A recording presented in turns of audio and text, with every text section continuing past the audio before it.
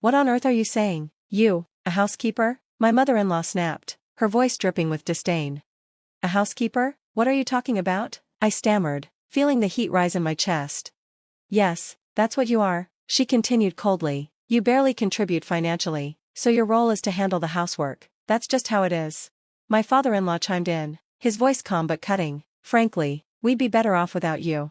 Her words stung, but I forced myself to stay composed. I see. Well, if that's how you feel, I'll leave without hesitation, I said, trying to mask the quiver in my voice. My name is Skylar, I'm 31 years old, a housewife, and the mother of a 2-year-old daughter. My husband, Rowan, and I have been married for 2 years, a marriage that started with a surprise pregnancy. Rowan and I first met in high school but reconnected years later at a class reunion. What began as a casual rekindling blossomed into a serious relationship. 2 years later, we discovered I was pregnant, and we decided to get married. By then, we were both in our late 20s, an age where settling down felt natural, and having a child together seemed like the perfect next step. At first, our life as a family of 3 was blissful. I took a full maternity leave to focus on raising our daughter, and Rowan adored her. Every evening, he would rush home to spend time with her, filling our home with warmth and laughter. For a while, it felt like we had everything. But that peace was shattered when Rowan brought up the idea of living with his parents. My mom and dad want us to move in with them, he announced one evening, his tone casual, as if he'd just suggested dinner plans. What? Why? They're not even that old, I replied, taken aback.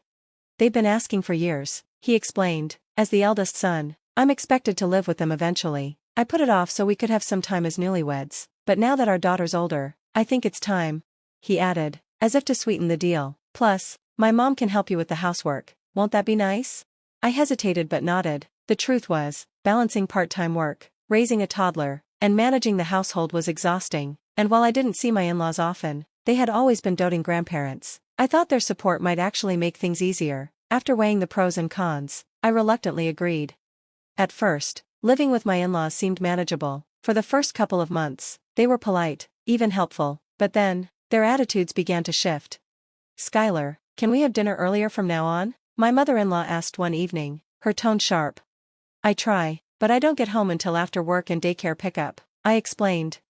If you're only working part-time, surely you can manage your time better, she snapped. I do my best, I replied, trying to stay calm, but she cut me off. Your best isn't good enough, it's disruptive. Her words hit me like a slap. My job ended at 4 p.m., and I would rush to pick up my daughter, stop by the store, and get home to prepare dinner by 6 p.m. It wasn't late by any reasonable standard, and it wasn't as if she was contributing to the household chores. She spent most of her day relaxing, yet here she was, dictating my schedule. As time went on, my father-in-law joined in with his criticisms. The warmth and hospitality that had greeted us when we first moved in were now a distant memory. Their comments grew harsher, their demands more unreasonable, and I began to realize I had made a terrible mistake. You haven't cleaned the bathroom yet, my father-in-law barked from across the room, his tone sharp and unyielding. Oh, I'm sorry, I was planning to do it after preparing dinner, I replied, trying to keep my voice steady. You're so slow, can't you manage your chores faster? He snapped, his words like a slap to the face. I couldn't hold back anymore. What? I exclaimed, my frustration spilling out. You're useless, he shouted, his anger escalating. Their harshness started small, passing comments, subtle criticisms, but day by day, my in-laws' treatment of me worsened. Their disdain seeped into every interaction, leaving me confused and hurt. I knew I couldn't endure this alone, so I decided to talk to Rowan. Why are your parents acting so cold toward me lately? I asked, hoping for some support. Rowan shrugged. You're imagining things.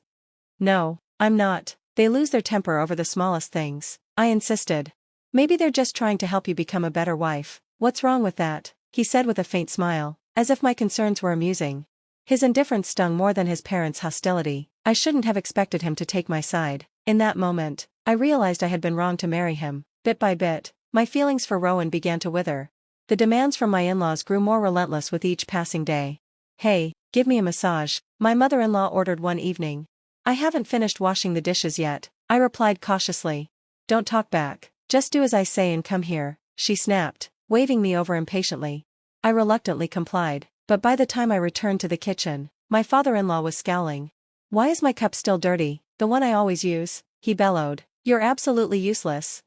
I stared at him in disbelief. Couldn't he just wash his own cup? Their demands had become absurd, their attitude toward me colder by the day. I was desperate for answers and turned to Rowan once again, pleading with him to intervene. Later that evening, Rowan approached me with his parents' explanation. They said something about part-time workers not having human rights, he said, as if it were the most normal thing in the world. I froze. What does that even mean? They don't like that you're working part-time instead of full-time, Rowan continued nonchalantly. But you're the one who wanted me to work part-time, I reminded him, my voice shaking. You said you couldn't handle raising our daughter and doing housework on your own. Did you even explain that to them?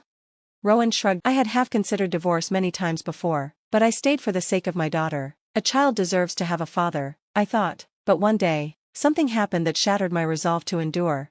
It was a quiet weekend, and I had gone grocery shopping. When I returned home, I found my mother-in-law sitting in the living room with my 3-year-old daughter. At first, it seemed like an ordinary scene, until my mother-in-law spoke. Oh, if you were a boy, I'd be so much happier. Why did it have to be a girl? What a shame, she said nonchalantly. I froze. Could she really be saying something so cruel to a child? Mother, I interrupted sharply, please don't talk to my daughter like that. Startled, she looked up. Oh, I didn't realize you were home. Take it back, right now, I demanded. Her expression hardened. Why should I? I meant what I said. I could feel my anger rising. What if she remembers those words? What if she gets hurt by them? She's 3, she scoffed. She doesn't understand. You're overreacting. I had had enough. It's not about what she understands. It's about what you're teaching her. I won't allow you to treat my daughter this way. Treat her this way? She snapped. I've never mistreated anyone. You really don't see it, do you? I shot back. If you're unaware of how harmful you've been, then your character is even more twisted than I thought. Her face turned red with anger. What are you even talking about? A housekeeper? I blinked, confused. A housekeeper? That's right, she snarled. You're just a housekeeper in this house, nothing more. Our argument escalated, loud enough to draw my father-in-law into the room. What's all this noise? I can't even read the paper, he grumbled.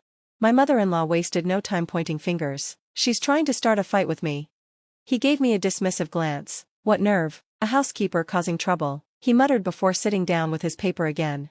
I stared at them, disbelief turning into rage. So that's how you see me, a housekeeper? Is that what you call me behind my back?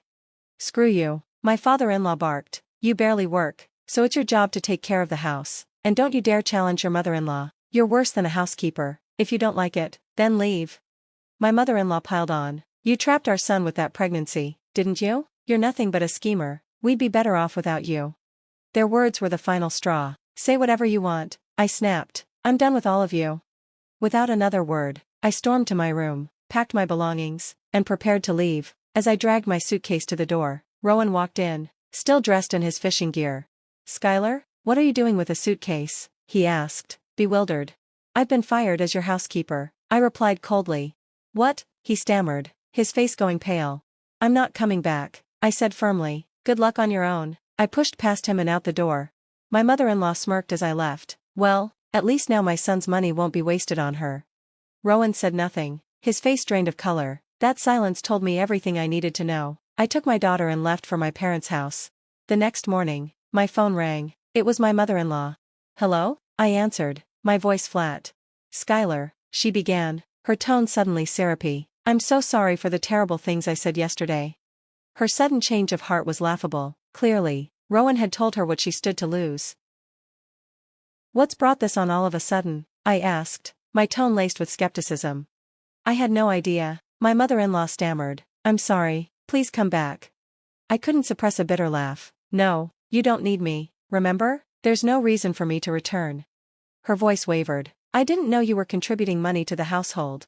I decided to lay it all out. I was giving you $1,000 a month from my salary, I said, my words deliberate. I may work part-time, but I'm a nurse, I earn a decent wage. Most of my husband's full-time income goes toward our living expenses because, frankly, his salary is pretty low. That's why I was covering extra costs with my earnings. On top of that, I've been saving for my daughter's tuition and future expenses.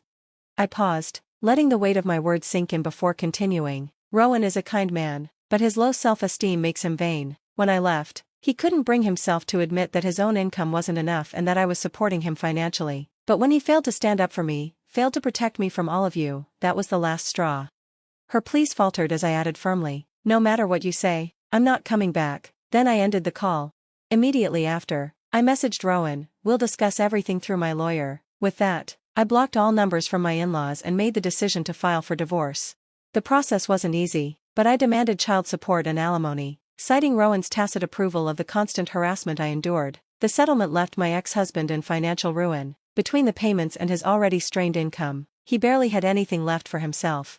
As for my in-laws, their desire for a lavish lifestyle had drained their savings. Now, they're relying heavily on my father-in-law's retirement fund just to get by. At this rate, their future looks bleak, but honestly, it's none of my concern. They brought this upon themselves. Rowan still visits our daughter occasionally, though he's tried to beg for financial help more than once. The last time he asked, I warned him, if you keep this up, I won't let you see her anymore. He hasn't mentioned it since. Meanwhile, I've rebuilt my life. Moving back in with my parents gave me the support I needed to thrive as a single mother. With my mom caring for my daughter, I've been able to work night shifts again, significantly increasing my income. Now, my focus is entirely on giving my daughter the best life possible. Watching her grow up happy and healthy makes every struggle worthwhile. Thank you for listening to my story. If you enjoyed it, please like and subscribe. See you in the next video.